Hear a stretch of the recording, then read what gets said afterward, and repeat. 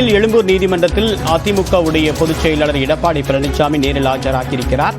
தேர்தல் பரப்புரையின் போது அந்த தொகுதிக்கு ஒதுக்கப்பட்ட நிதியை முறையாக செலவிடவில்லை என்றும், கிட்டத்தட்ட 80% நிதி முழுமையாக செலவு செய்யப்படாமல் மக்கள் பயன்பாட்டுக்கும் எந்தவிதமான வளர்ச்சிப் பணிகளை மேற்கொள்ளாமல் இருப்பதாக எடப்பாடி பழனிசாமி அவர்கள் தயாநிதி மாறன் மீது குற்றம் சாட்டியிருந்தார். இந்த புகாரின் அடிப்படையில் அப்போதே தன்னுடைய கடுமையான எதிர்ப்பை பதிவு செய்திருந்த தயாநிதி மாறன் நீதிமன்றத்தில் அவதூறு வழக்கு பதிவு செய்யப்படும் என்றும் தெரிவித்திருந்தார்.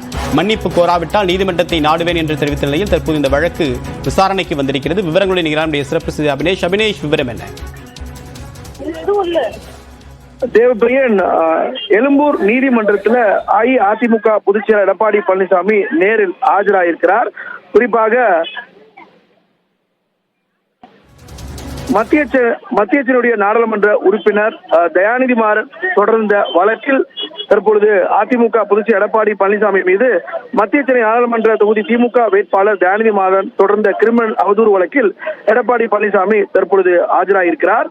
எழும்பூர் 13வது மேஜிஸ்ட்ரேட் நீதிமன்றத்தில் எடப்பாடி பழனிசாமி இன்று விசாரணைக்காக ஆஜராயிருக்கிறார்.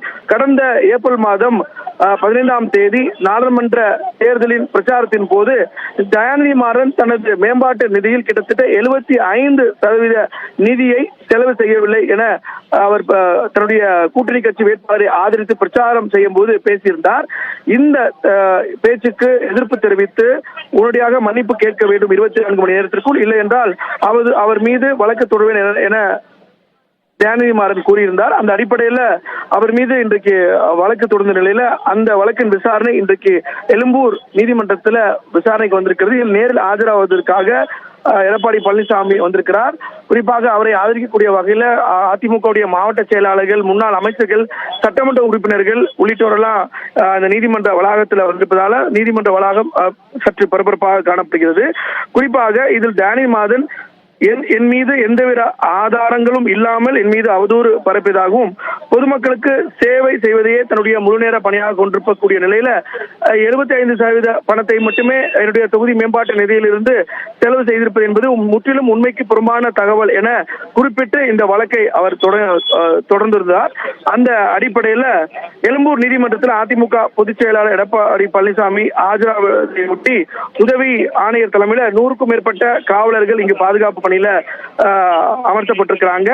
இந்நிலையில முன்னாள் அமைச்சர்கள் KP முனுசாமி, வளர்மதி, மாதவரம் மூர்த்தி, அதே போல மாவட்ட செயலாளர்கள் பாலகங்கா, வெங்கடேஷ் பாபு மற்றும் வழக்கறிஞர் பிரிவு செயலாளர் இன்பதுரை உள்ளிட்டோரெல்லாம் நீதிமன்ற வளாகத்திற்கு வந்திருக்கிறாங்க. எனவே இதுல தன் சார்பாக தன்னுடைய விளக்கத்தையும் இன்றைக்கு நீதிமன்றத்தில் எடப்பாடி பழனிசாமி விளக்கம் அளிக்க இருக்கிறார். அதாவது தான் கூறியிருக்கக்கூடிய கருத்து தொடர்பாக உரிய ஆதாரங்களையும் இன்றைக்கு நீதிமன்றத்தில் சமர்ப்பிக்க இருக்கக்கூடிய நிலையில இந்த வழக்கு என்பது எழும்பூர் 13வது மேஜிஸ்ட்ரேட் தர்மபிரபு முன்னிலையில இன்றைக்கு ஆஜராகிறார்.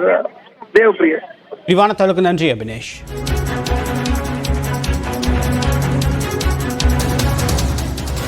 தயாநிதி மாறன் தொடர்ந்து அவதூறு வழக்கு விசாரணைக்காக அதிமுகவுடைய பொதுச் செயலாளர் எடப்பாடி பழனிசாமி தற்போது எழும்பூர் நீதிமன்றத்தில் நேரில் ஆஜராகியிருக்கிறார்.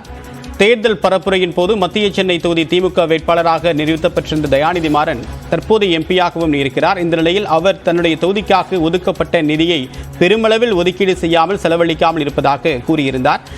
அப்போது இதற்கு எதிர்ப்பு தெரிவித்த தயாநிதி மாறன் இதற்கு மன்னிப்பு கேட்காவிட்டால், உண்மைக்கு மாறான தகவலை வெளியிட்டதன் காரணமாக மன்னிப்பு கேட்காவிட்டால் நீதிமன்றத்தில் அவமதிப்பு வழக்கு தொடருவேன் என்று கூறியிருந்தார். அதன் அடிப்படையில் பதிவு செய்யப்பட்ட வழக்கு விசாரணைக்காக தற்போது அதிமுகவுடைய பொதுச் செயலாளர் எடப்பாடி பழனிசாமி தற்போது எழும்பூர் நீதிமன்றத்தில் நேரில் ஆஜராகியிருக்கிறார்.